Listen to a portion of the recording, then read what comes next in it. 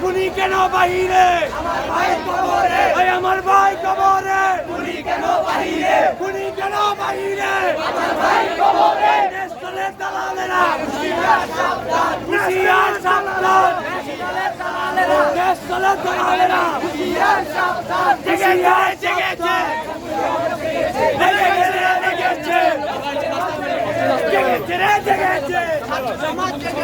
আমার ভাই কবরে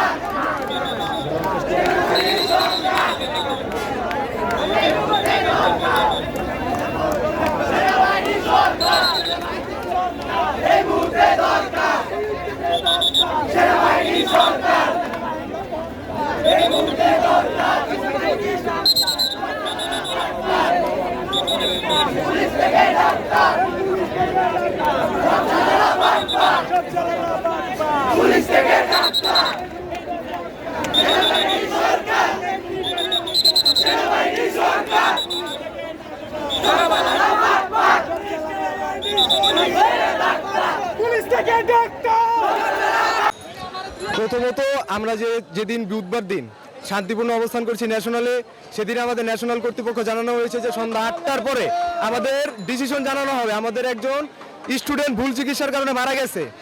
এই ডিসিশনের জন্য আমরা সুষ্ঠু বিচারের জন্য অবস্থান করছিলাম ন্যাশনালে। তখন বলছিল 8টা বাজে তাদের ডিসিশন জানানো হবে। আমরা সন্ধ্যা 4টার দিকে কিছু মাস্ক পরিহিত সরোয়ার্দী এবং কবি নজরুলের ছাত্র দলের পোলাপান টোকাই ছেলেপেলে আমাদের ছেলেপেলের গায়ে হাত তোলে এবং ধাওয়া করার কারণে আমাদের ছেলেপেলে সেদিন ধাওয়া খেয়ে চলে যায় এবং বৃহস্পতিবার দিন কর্মসূচি দেয়। সকাল 9টা থেকে ন্যাশনালের সামনে যখন আমরা জড়ো হইতেছিলাম, তখন ন্যাশনালের সামনে কবি নজরুল এবং সরোয়ার্দীর ছাত্র দলের টোকাই পোলাপান প্লাস সদরঘাটের টোকাই পোলাপান আমাদের ছাত্র ভাইদের উপর অতর্কিত হামলা করে, যার কারণে আমি সহ আমার ডিএমআরসি ছাত্রর শত শত ছাত্র আহত হয়েছেন। আমরা এর সুষ্ঠু বিচার চাই। আমরা এই পরিপ্রেক্ষিতে আজকে ঢাকার সকল কলেজকে আমন্ত্রণ জানিয়েছি। আজকে আমাদের সুপার সানডে পালিত হবে, ন্যাশনাল ঘেরাও কর্মসূচি পালিত হবে। আপনারা সবাই আমাদের সহযোগিতা করবেন।